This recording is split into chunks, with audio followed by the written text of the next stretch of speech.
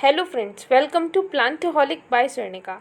और आज हम डिस्कस करेंगे अपनी एक और सेल ऑर्गेनेल के बारे में जिसका नाम है गोल्जी अपैरेटस।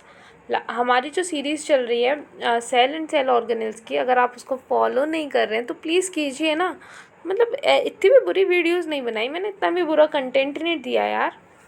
और लास्ट टाइम हमने क्या कौन सा टॉपिक डिस्कस किया था? लास्ट टाइम हमने डिस्कस किया था ट्रांसलोकेशन ऑफ प्रोटीन्स, और उसमें हमने डिस्कस किया था एसआरपी डिपेंडेंट पाथवे। और अगर आपने वो वीडियो नहीं देखी है तो उस वीडियो को देखिएगा, काफ़ी अच्छा उसमें मैंने कंटेंट दिया है, आपको ज़रूर पसंद आएगी। तो आज हम पढ़ेंगे गोल्जी अपैरेटस। और स्टार्ट करने से पहले हमारा एक थॉट, पॉजिटिव थॉट जिससे हम स्टार्ट करते हैं। तो आज का पॉजिटिव थॉट है माइंडसेट इज़ एवरीथिंग। ये बहुत मतलब एक आजमाई हुई बात है, मेरी खुद की आजमाई हुई बात है कि वाकई में जो माइंडसेट होता है वो सब कुछ होता है। कभी कभी हमारे माइंड में कुछ नेगेटिव थॉट्स आते हैं एंड हम चूज़ करें तो जो नेगेटिव थॉट्स होते हैं ना, दे ट्राई टू कंज्यूम अस, वो हमें कंज्यूम करने की कोशिश करते हैं। तो एक होता है कि हम कंज्यूम हो जाएं, या फिर वहीं पर हम अपना माइंड सेट चेंज करें और माइंड सेट को शिफ्ट कर दें, और बस फिर क्या है, फिर तो बस सब बल्ले बल्ले है। तो this is what mind set is everything. और देखिए, कोई भी चीज़ ना ओवरनाइट नहीं होती, नथिंग हैपन्स ओवरनाइट। ऐसा नहीं है कि हम आज ही अपना माइंडसेट बदलने की कोशिश करें वो आज ही बदल जाएगा। It takes a lot of practice, it takes a lot of courage to change the mindset, to change, to heal ourselves, to heal our wounds, to it takes courage. And so, but don't give up, it will work and it must work. Mindset is everything. अब करते हैं science की बातें, ज्ञान की बातें हुई बहुत। Golgi apparatus, what is Golgi apparatus? Golgi apparatus is a cell organelle. तो ये गोल्जी अपैरेटस नाम कहाँ से आया? ये नाम आया साइंटिस्ट के नाम से। एक साइंटिस्ट थे कैमिलियो गोल्जी। आप जब गोल्जी अपैरेटस की हिस्ट्री में जाने की कोशिश करेंगे ना, तो आपको एक बहुत ही एक पॉइंट मिलेगा गोल्जी कंट्रोवर्सी कर। तो जो गोल्जी है ना, ये एक ऐसी सेल ऑर्गेनेल है जिसके नाम पर बाकायदा कंट्रोवर्सी हुई है। कंट्रोवर्सी हुई है इसके नाम पर। क्यों कंट्रोवर्सी हुई है? क्योंकि साइंटिस्ट के बीच में ये कंट्रोवर्सी थी इसको लेकर कि ये सेल ऑर्गेनेल होता भी है या नहीं होता। सो फाइनली जो हमारे कैमिलियो गोल्जी थे, he came up with the idea, he came up with the fact actually, yes, Golgi apparatus is a cell organelle. और उनने ये बता दिया, और इस वजह से आज हम पढ़ रहे हैं गोल्जी अपैरेटस को। वो नहीं बताते तो हमें ये सेल ऑर्गेनेल नहीं पढ़ना पड़ता, पर उन्होंने बताया। और काफ़ी इंपॉर्टेंट सेल ऑर्गेनेल है। देखिए, अभी जब हम इसके नीचे फंक्शंस को डिस्कस करेंगे ना एट दी एंड, तब आप देखेंगे यार इतने सारे फंक्शंस हैं इसके। तो मतलब आपको लगेगा आपकी बॉडी कुछ नहीं है इसके बिना। वो सेल का हर एक एक कंपोनेंट इम्पॉर्टेंट है, ये तो हमें पता ही है। तो टैगिंग ऑफ प्रोटीन्स, देखिए फंक्शंस तो हम एट द एंड डिस्कस करेंगे ही, लेकिन अगर जब हम भी किसी सेल ऑर्गेनेल का नाम सुनते हैं तो सबसे पहली बात आती है माइंड में कि इसका काम क्या है। भाई इसका काम बता दो, एक बार इसका काम बता दो कि करने क्या वाली है सेल ऑर्गेनेल, करने क्या वाला है, तब हम इसको आगे पढ़ेंगे।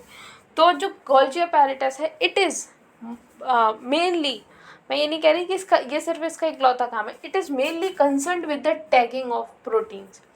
तो जैसे कि हमें पता है कि जो गोल्जी अपैरेटस होता है, ये सेल के अंदर जो एंडोप्लाज्मिक रेटिकुलम होता है, जैसे न्यूक्लियस के पास एंडोप्लाज्मिक रेटिकुलम प्रेजेंट है, और एंडोप्लाज्मिक रेटिकुलम के नीचे ही, एंडोप्लाज्मिक रेटिकुलम के पास ही गोल्जी अपैरेटस प्रेजेंट होता है।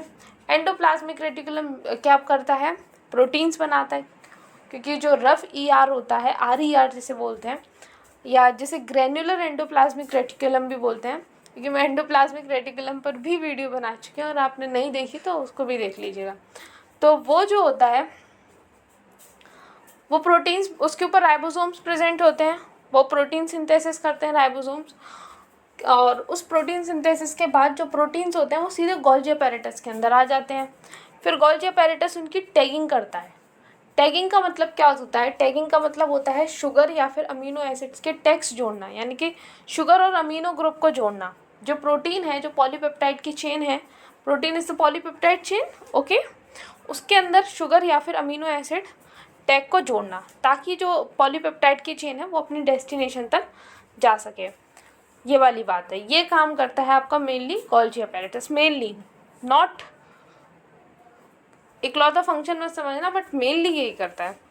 All of a cell called dictyosome, मतलब जो एक सेल के जितने सारे गोल्जी अपैरेटस हैं सेल के अंदर, ज़रूरी तो नहीं है ना एक ही प्रेजेंट हो, कई सारे प्रेजेंट हो सकते हैं, may be lakhs, thousands, hundreds, कितने भी हो सकते हैं।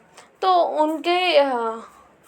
उनको एक साथ क्या बोलते हैं, all together are called dictyosome. Then it is pleomorphic. Pleomorphic का मतलब क्या होता है, इट चेंजेस शेप, ये अपनी शेप चेंज कर सकती है। देन मॉर्फोलॉजी, अब आते हैं इसकी मॉर्फोलॉजी पर। तो इसकी मॉर्फोलॉजी जो है वो दो टाइप की होती है, diffused form and localized form. Diffuse form में मतलब होता है स्कैटर्ड इन साइटोप्लाज्म, जो आपका गोल्जी अपैरेटस है साइटोप्लाज्म में स्कैटर्ड होता है। एंड दूसरा है लोकलाइज्ड फॉर्म। लोकलाइज्ड फॉर्म का मतलब क्या होता है, at fixed place near nuclear membrane, nuclear membrane के पास ये फिक्स्ड प्लेस पे प्रेजेंट है। तो डिफ्यूज्ड का मतलब क्या होगा, मतलब पूरे साइटोप्लाज्म में स्कैटर्ड है। और लोकलाइज्ड का मतलब क्या होगा, एक इसकी फिक्स जगह है, एक इसका फिक्स घर है, ये वहीं पे अपने घर पे ही मिलेगा। और डिफ्यूज फॉर्म में क्या है, ये आवारा है, ये पूरे साइटोप्लाज्म में घूम रहा है, मतलब पूरे साइटोप्लाज्म में प्रेजेंट है। अब इसके 3 स्ट्रक्चर्स होते हैं। It is basically found in 3 structures. One is cisternae, second is tubules and the third is vesicles. तो उन स्ट्रक्चर्स को हम एक एक करके पढ़ेंगे।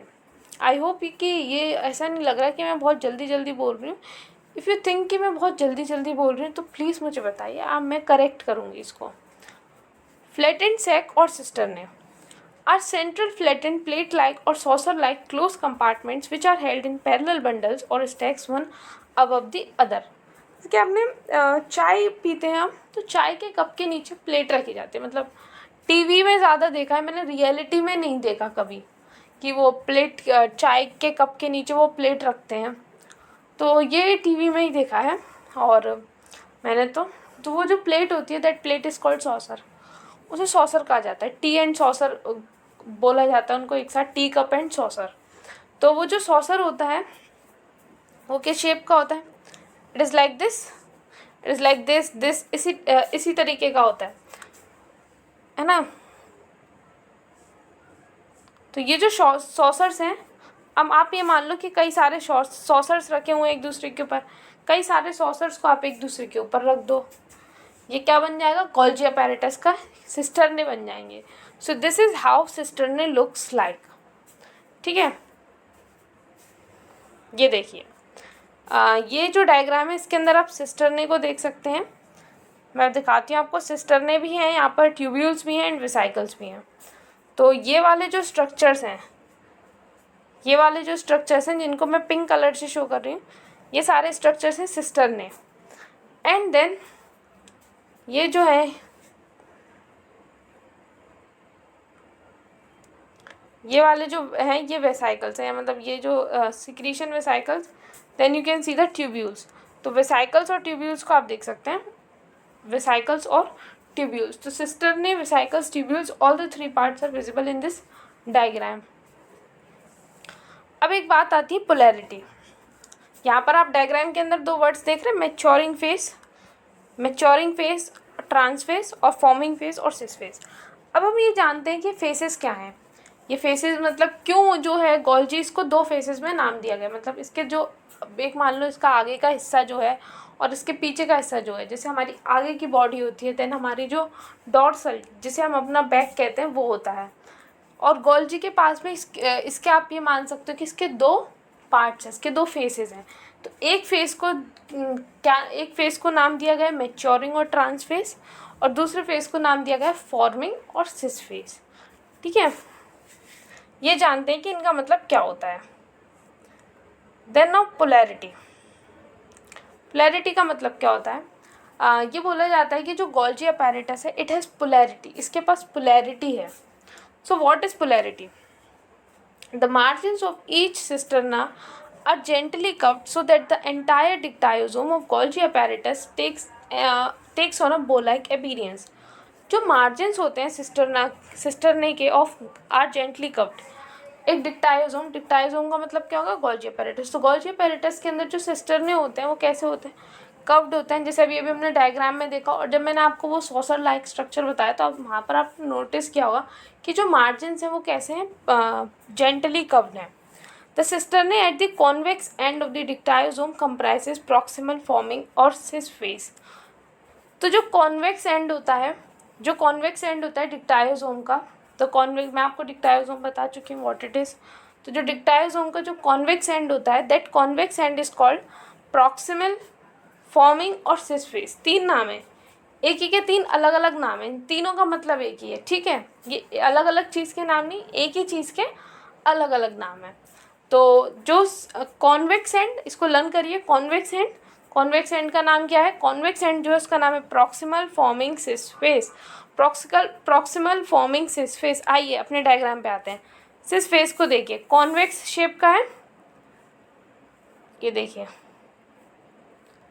ये सिस फेस है। कैसा है सिस फेस? कॉन्वेक्स शेप का होता है। सिस फेस कॉन्वेक्स शेप का होता है।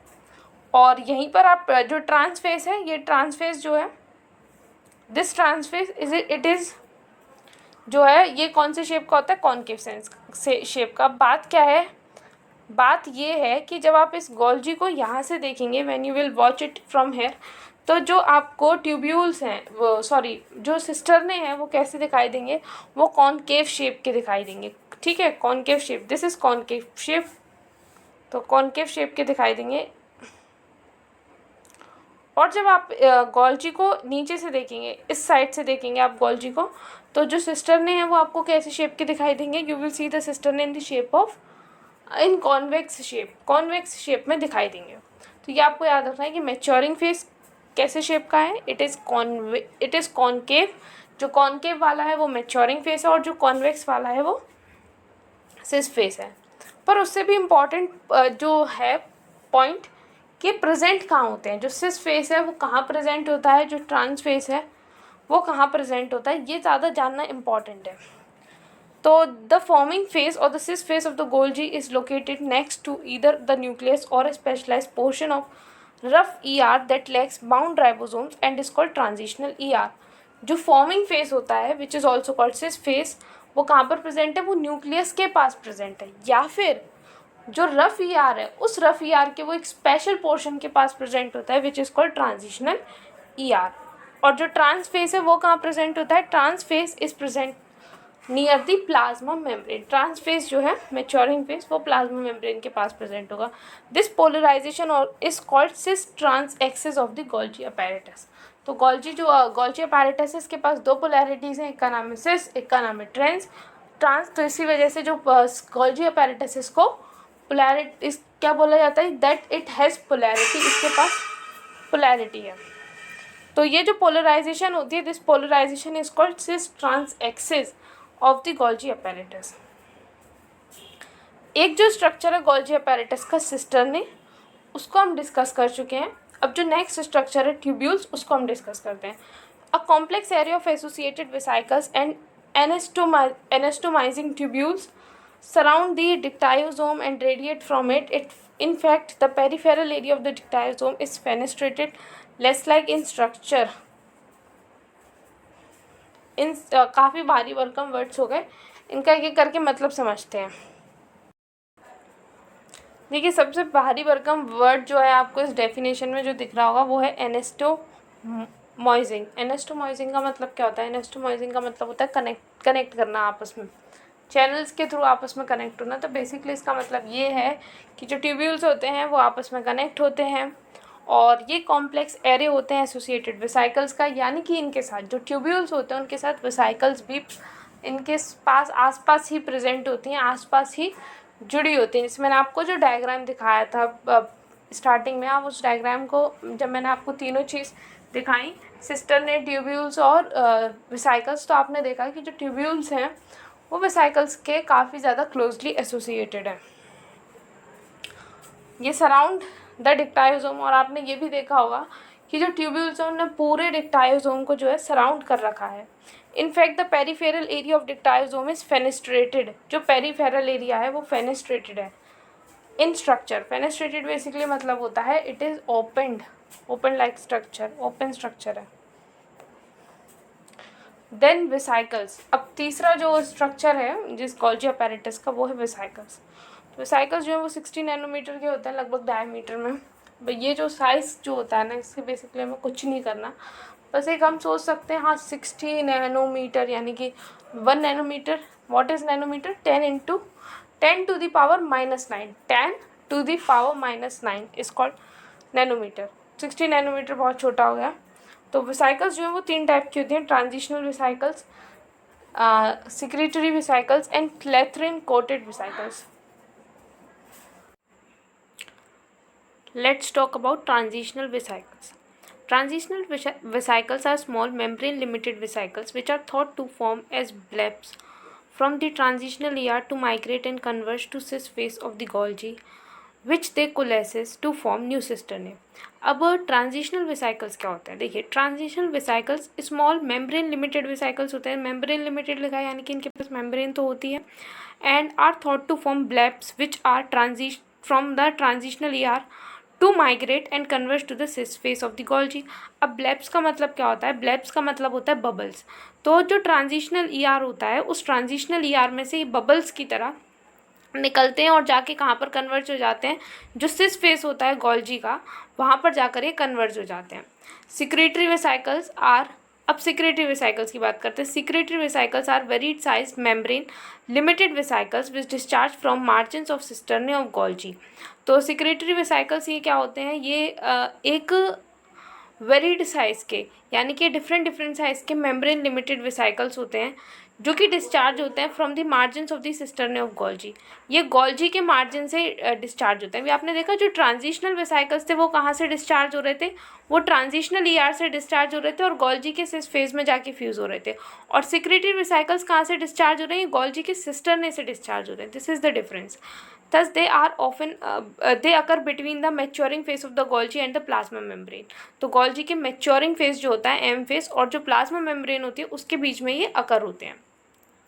फिर आता है क्लेथरिन कोटेड वेसाइकल्स। अब ये क्लेथरिन क्या होता है? क्लेथरिन होता है आपका एक, इट इज़ अ प्रोटीन होता है। तो क्लेथरिन कोटेड वेसाइकल्स जो है ये स्फेरिकल प्रोट्यूबरेंसेस अबाउट, यहाँ पर ये 2 वर्ड्स हैं जिनके बीच में गैप नहीं है, प्रोट्यूबरेंस अबाउट। तो protuberance about 50 mumetre in diameter and with a rough surface.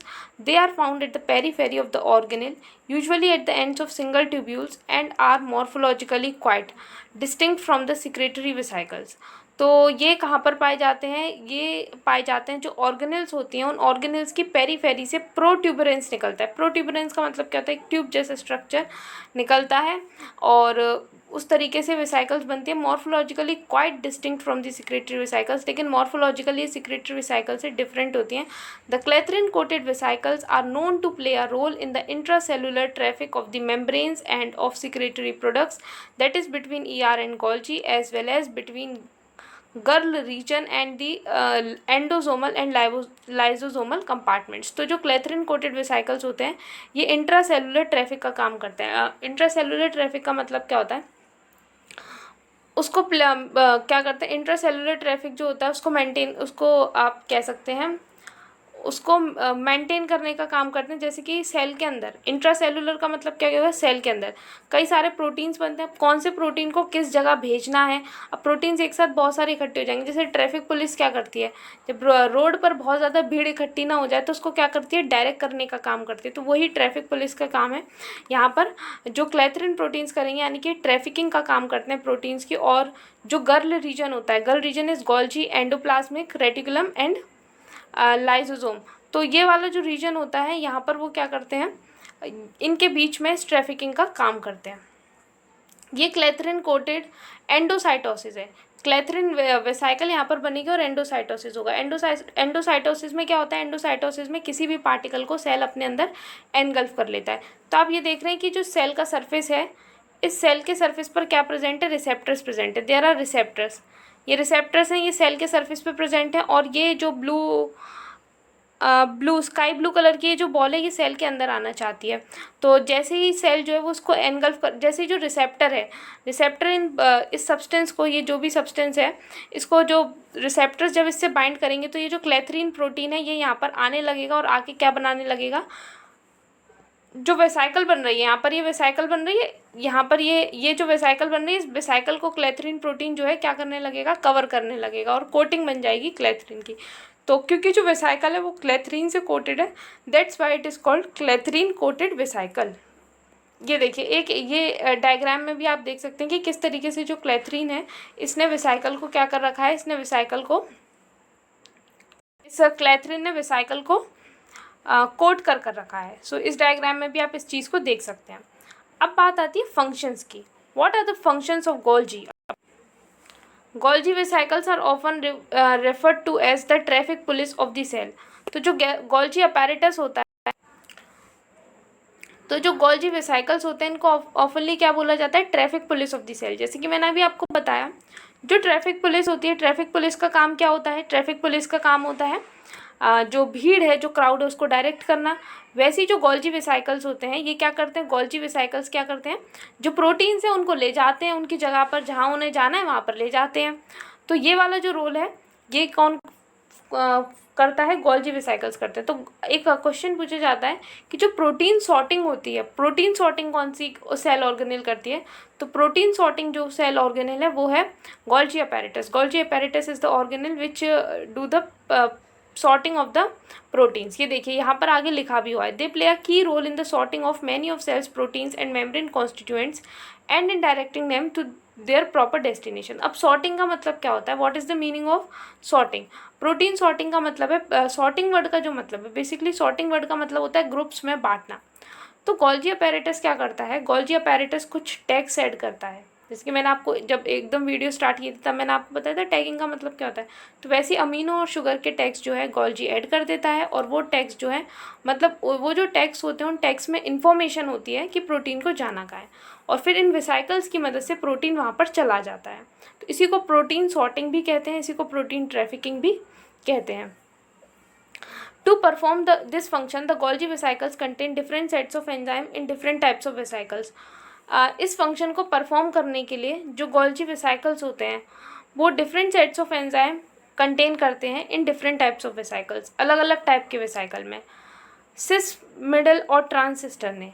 तो वो क्या होते हैं? अलग अलग टाइप के वेसाइकल्स, सिस, मिडल और ट्रांसिस्टरने में जो एंजाइम्स प्रेजेंट होती हैं अलग अलग टाइप की, that react and modify the secretory proteins passing through the Golgi lumen और membrane proteins and glycoproteins that are transiently in the Golgi membranes as they are en route to their final destination। जैसे कि हमने जब endoplasmic reticulum पढ़ा था तो we saw that कि endoplasmic reticulum जो होता है it is involve in the protein synthesis. जो रफ ईआर होता है वो प्रोटीन सिंथेसिस में इन्वॉल्व होता है क्योंकि रफ ईआर के पास राइबोसोम्स होते हैं।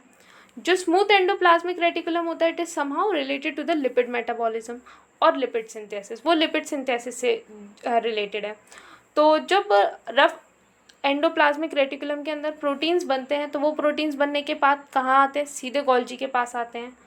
अब गोल्जी का जो सिस वाला पार्ट है, जो मिडिल पार्ट है, जो उसके ट्रांस पार्ट है यानी कि ट्रांसिस्टर ने जो है, यहाँ पर एंजाइम्स होती हैं कई सारी तरीके की। वो एंजाइम्स क्या करती हैं?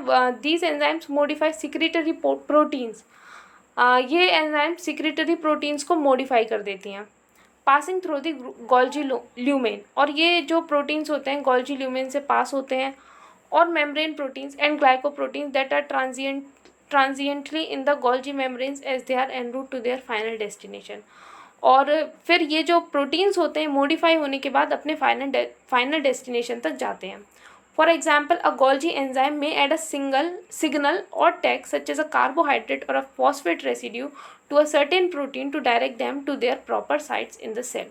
जैसे कि एक एग्जाम्पल दिया है कि गोल्जी के अंदर एक एंजाइम प्रेजेंट है, वो गोल्जी के अंदर जो एंजाइम है वो क्या कर सकती है? एक सिग्नल या फिर एक टैग ऐड कर सकती है, एक कार्बोहाइड्रेट या फिर, और वो सिग्नल या टैग क्या होगा? वो एक कार्बोहाइड्रेट हो सकता है, वो एक फॉस्फेट का रेसिड्यू हो सकता है। उसने वो फॉस्फेट का रेसिड्यू या कार्बोहाइड्रेट जो कि एक सिग्नल, एक टैग का काम करेगा, उसको जोड़ दिया प्रोटीन में, और वो प्रोटीन जो है अब वो अपनी प्रॉपर डेस्टिनेशन तक पहुंच जाएगा। और a proteolytic Golgi enzyme may cut a secretory और a membrane protein into 2 or more specific segments। Proteolytic का मतलब होता है प्रोटीन्स का ब्रेक डाउन करना। It simply means the break down of proteins का ब्रेक डाउन करना। तो एक प्रोटियोलिटिक गोल्जी है वो प्रोटीन्स का ब्रेक डाउन करेगी, यानी कि प्रोटीन्स को क्या करेगी, अमीनो एसिड्स में तोड़ेगी। एक प्रोटियोलिटिक गोल्जी एंजाइम है, तो वो क्या करेगी, वो सिक्रेटरी और मेम्ब्रेन प्रोटीन जो होंगे उनको दो और दो से ज़्यादा स्पेसिफिक सेगमेंट्स में, एग्जाम्पल मॉलिक्यूलर प्रोसेसिंग इन्वॉल्व, दो या दो से ज़्यादा सेगमेंट्स में जो है वो उनको कट कर देगी। एक प्रोटियोलिटिक, इस पॉइंट को दोबारा समझते हैं, एक प्रोटियोलिटिक गोल्जी एंजाइम है, और मैंने आपको प्रोटियोलिटिक का मतलब क्या बताया, प्रोटीन्स को ब्रेक करना अमीनो एसिड्स में। तो एक प्रोटियोलिटिक गोल्जी एंजाइम थी, उसने एक सिक्रेटरी मेम्ब्रेन प्रोटीन को कट कर दिया दो या दो से ज़्यादा स्पेसिफिक सेगमेंट्स में। और ऐसा होता है जब मॉलिक्यूलर प्रोसेसिंग होती है इंसुलिन हार्मोन की, जो कि एक पैनक्रिएटिक हार्मोन है, पैनक्रियाज में प्रोड्यूस होता है, तो वहाँ पर ऐसा ही होता है। जो प्रो इंसुलिन होता है उससे प्रो इंसुलिन बनता है, फिर इंसुलिन बनता है। अब पढ़ते हैं Golgi functions in plants. Golgi apparatus के कुछ ऐसे फंक्शंस हैं जो स्पेसिफिकली प्लांट्स से रिलेटेड है। Slip of tongue. तो स्पेसिफिकली प्लांट से जो कनेक्टेड है उन फंक्शंस को पढ़ते हैं। In plants Golgi apparatus is mainly involve in the secretion of materials of primary and secondary cell walls. ठीक है, प्राइमरी हमने सेल वॉल का स्ट्रक्चर पढ़ रखा है, तो हमें पता है कि प्राइमरी सेल वॉल में कौन से मटेरियल्स होते हैं और सेकेंडरी सेल वॉल में कौन से मटेरियल्स होते हैं। फिर भी मैं आपको बता देती हूँ, जो प्राइमरी सेल वॉल होती है उसमें सेलुलोज, हेमीसेलुलोज, ये सारे सब्सटेंसेज होते हैं। और सेकेंडरी सेल वॉल्स में क्या होता है आपका, सुबेरिन, लिग्निन जैसे सब्सटेंसेज होते हैं। ठीक है, जिसकी वजह से ये हार्ड भी होती है। लिग्निन, बेसिकली लिग्निन प्रेजेंट होता है। तो जो ये प्राइमरी वॉल और सेकेंडरी सेल वॉल्स के जो मटेरियल्स हैं उनको सीक्रेट करता है Golgi apparatus. Example, formation and export of glycoproteins, lipids, pectins and monomers for hemicellulose, cellulose, lignin. देखो यहीं पे यही लिखा है ना कि ये क्या करता है, गोल्जी फॉर्मेशन करता है और एक्सपोर्ट करता है ग्लाइकोप्रोटीन्स का, लिपिड्स का, पैक्टिन्स का, और जो हेमीसेलुलोज, सेलुलोज और लिग्निन के जो मोनोमर्स हैं उनका। ड्यूरिंग साइटोकाइनेसिस और माइटोसिस और मियोसिस। तो माइटोसिस और मियोसिस होने के बाद जब साइटोकाइनेसिस होता है, यानी कि साइटोप्लाज्म डिवाइड होता है, the vesicles originating from the periphery of the Golgi apparatus, Golgi apparatus के पेरीफेरी जो होती है वहाँ से कुछ वेसिकल्स जो हैं वो वेसिकल्स ओरिजिनेट होती हैं और वो जाकर किस में मिल जाती हैं, फ्रेगमोप्लास्ट एरिया में जाकर मिल जाती हैं और एक सॉलिड लेयर बनाती हैं जिसको हम सेल प्लेट कहते हैं। ये हमने वहाँ पर भी पढ़ा था जब हमने सेल प्लेट के फॉर्मेशन को डिस्कस किया था, और ये पॉइंट यहाँ पर भी आ गया कि गोल्जी के सरफेस से अराइज होने वाली जो वेसिकल्स हैं वो फ्रेगमोप्लास्ट से जाकर फ्यूज़ हो जाती हैं एंड देन सेल प्लेट का फॉर्मेशन होता है। अब ये कुछ अदर फंक्शंस हैं। ठीक है, कुछ दूसरे और भी कुछ ऐसे फंक्शंस रह जाते हैं जिनको गोल्जी परफॉर्म करते हैं, उन फंक्शंस की बात करते हैं। It is also involve in the formation of certain cellular organelles such as plasma membrane, lysosomes, acrosomes of spermatozoa and cortical granules of a variety of oocytes। तो जो ये किस में इन्वॉल्व होते हैं, सर्टेन सेलुलर ऑर्गेनेल्स जैसे कि plasma membrane हो गया, लाइसोसोम हो गया, एक्रोसोम ऑफ स्पर्मेटोजोआ हो गया, कॉर्टिकल ग्रेन्यूल्स हो गए, इन सब के उसमें भी फॉर्मेशन में ये पार्ट लेता है गोल्जी अपैरेटस। अब कॉर्टिकल ग्रेन्यूल्स क्या होते हैं, तो जो oocytes होती है, oocytes के मतलब oocytes के साइटोप्लाज्म में, प्लाज्मा मेम्ब्रेन के पास कुछ ग्रेन्यूल्स डिपॉजिट हो जाते हैं जिनको कॉर्टिकल ग्रेन्यूल्स कहते हैं। म्यूकस जो कि ग्लाइकोप्रोटीन है वो भी सीक्रेट करते हैं goblet cells of intestine. Intestine के जो गोबलेट सेल सीक्रेट करते हैं वो किसकी मदद से सीक्रेट करते हैं, with the help of Golgi apparatus. अब एक ग्लाइकोप्रोटीन है तो गोल्जी अपैरेटस उसे सीक्रेट कर रहा है। लैक्टोप्रोटीन जिसके अंदर कैसीन होता है, वो भी जो कि सीक्रेट किया जाता है ममेरी ग्लैंड के द्वारा, ममेरी ग्लैंड सेल्स। तो वो भी किसका प्रोडक्शन है, गोल्जी अपैरेटस का। फॉर्मेशन ऑफ मेलानिन ग्रेन्यूल्स, फिर मेलानिन के जो ग्रेन्यूल्स होते हैं वो भी गोल्जी अपैरेटस सीक्रेट करता है। तो हमने क्या पढ़ा, गोल्जी अपैरेटस के बारे में जाना, गोल्जी अपैरेटस क्या होता है, उसके फॉर्म्स क्या होते हैं, डिफ्यूज और लोकलाइज्ड फॉर्म्स पढ़े, फिर हमने उसके स्ट्रक्चर पढ़े, स्ट्रक्चर्स भी पढ़े थे हमने उसके, जैसे कि सिस्टर्ने हो गए, वेसाइकल्स हो गए, ट्यूब्यूल्स हो गए। फिर we studied about 3 types of vesicles, 3 type के हमने वेसाइकल्स पढ़ी। पहला टाइप क्या था, ट्रांजिशनल, दूसरा था